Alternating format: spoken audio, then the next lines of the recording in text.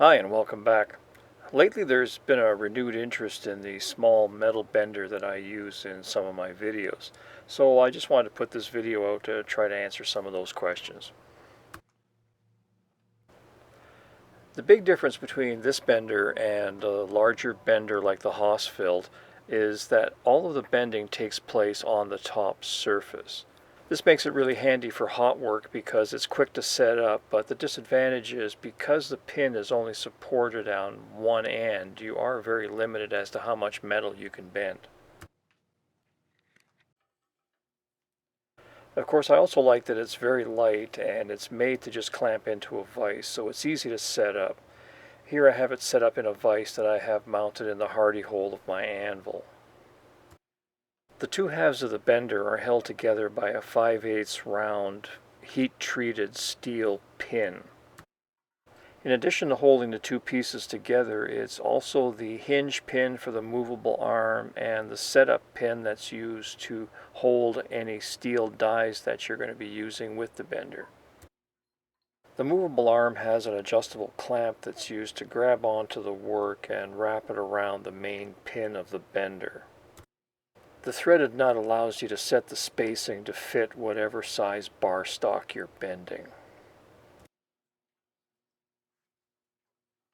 To bend different size radiuses, you can install a series of dies over the main pin of the bender. For smaller diameters, you can quite often get away with just a short section of pipe. However, because there isn't a central hole in the die that locks it into position, it tends to wrap around the pin as you're moving the bender around, and that sometimes causes some problems, especially if you're trying to form a ring around a larger section of pipe.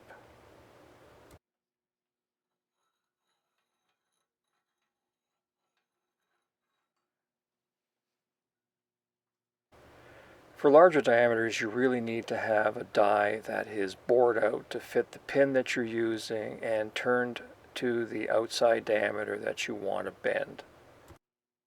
The piece that I have here is just an off-the-shelf item. It's a sprocket insert for a chain drive system. I just bought it at Tractor Supply. You can buy these in all different sizes. The center is bored out to fit whatever shaft you're using, and the outside diameters are pretty standard, and the step there is bored to fit the sprocket hole. And again, you can buy whatever size sprockets you want to fit whatever machinery you're repairing or trying to build. But the advantage of this is that it gives you a very consistent radius that you can work from. So you can set the whole thing up so that it grabs the work and then wraps it around the mandrel or the die very, very accurately. So I purchased a number of these some time ago, and one of these days I'll get around to turning them down to a complete set. As I mentioned earlier, all the pins for this bender are 5/8 drill rod. The holes are 11/16, and the spacing between the holes is 9/16. That means the centers of all the holes are exactly 1.25 inches apart. In the fixed portion of the bender, there's a simple pin that keeps the work from spinning around as you're using the bender. It has a curved neck because the movable arm of the bender tends to cut off the second hole in the fixed portion of the bender. So the bender is actually installed in the third hole, and the crooked part of the bender drops into the second hole but doesn't go all the way through.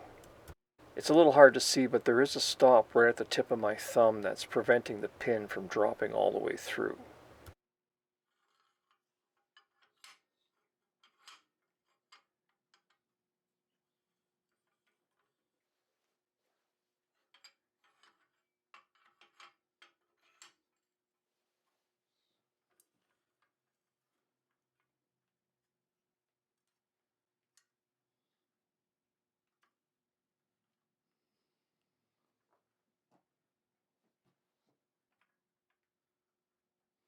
And this is basically how it works. I use it mainly for hot work.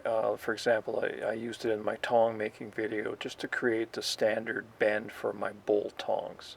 If you wanted to make more precise bends, I would build a movable arm for the fixed portion of the bender, and that would allow you to dial in exact thicknesses all the way around, so that would make it a lot more accurate and a lot easier to use. But for the work that I do, the pins work just fine.